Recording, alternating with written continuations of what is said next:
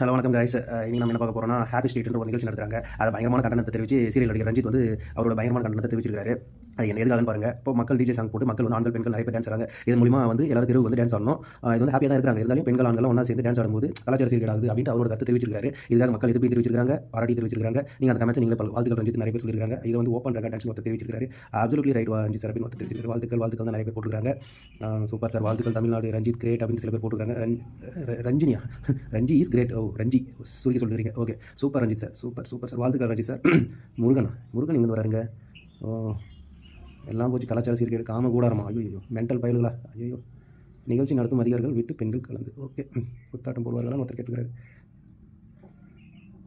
வன்மையாக கண்டிக்கிறோம், உங்கள் பிள்ளை உறுப்பிட வாழ்த்துக்கள். வன்மையாக கண்டிக்கிறோம் ஒருத்தர் போட்டிருக்காரு. வீடியோ போடும் ரஞ்சித் கருத்து சரியானதே, அரசு ஏற்படா சூப்பர்டா விடிஞ்சிடும். ஓகே, வீடியோ பிடிச்சிருந்தா